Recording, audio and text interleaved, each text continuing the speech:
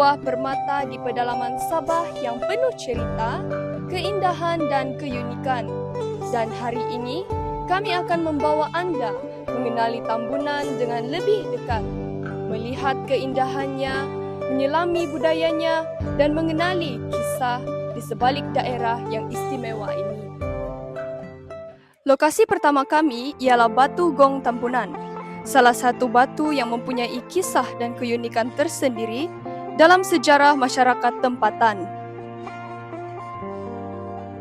Batu ini dikenali sebagai batu gong kerana apabila dipukul, bunyinya dikatakan menyerupai bunyi gong.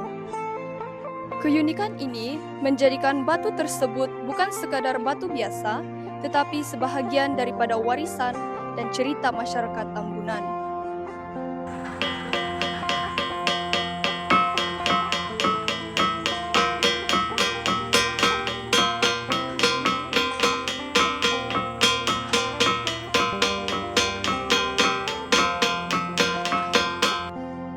Sejarah penemuan batu gong Kampung Solibog bermula apabila kerja menyelenggara tebing sungai pegalan dijalankan di kawasan Kampung Solibog pada tahun 1995.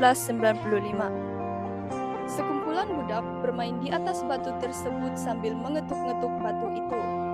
Mereka terkejut dan teruja mendengar batu itu berbunyi seperti gong, dan penduduk kampung yang mendengar bunyi tersebut segera pergi melihat batu itu. Sejak hari itu, penduduk kampung menamakan batu tersebut sebagai Batu Gong. Sekarang, kita berada di Tugu Gombunan, sebuah tempat yang berkait dengan sejarah dan asal-usul Tambunan. Cerita rakyat, Gombunan dan Tamadon menceritakan asal-usul nama Tambunan. Puak Ton Sundung menyerang Gombunan dan membunuh ketua mereka. Tamadon kemudian membantu Gombunan melawan musuh yang sama. Setelah berjaya mengalahkan Ton Sundung, Gombunan dan Tamadon bersatu dan menamakan kawasan itu Tambunan, yang digunakan sehingga hari ini. Di Tambunan, warisan masyarakat terdahulu terus menjadi sebahagian daripada identiti daerah ini. Tradisi, kebudayaan dan kehidupan masyarakat membantu membentuk apa yang kita kenali sebagai Tamadun Tambunan. Lokasi terakhir kami ialah air terjun Mahua, salah satu tarikan alam semula jadi yang terkenal di Tambunan.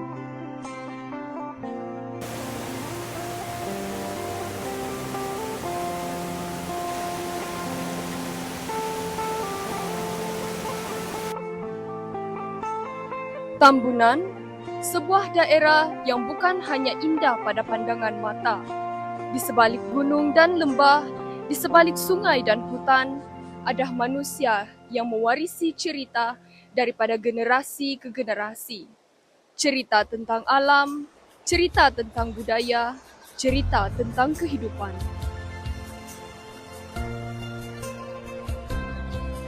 Dan hari ini, kami membawakan satu keindahan dari Tambunan. Di sini, alam bukan sekadar latar belakang sebuah gambar. Alam adalah sebahagian daripada kehidupan. Bunyi air yang mengalir, kehijauan hutan, udara yang segar. Semuanya mengingatkan kita bahawa Sabah memiliki kekayaan alam yang perlu dihargai dan dijaga. Dari Batu Gong ke Tugu Tambunan dan akhirnya ke Mahua. Inilah sebahagian daripada kisah Tambunan.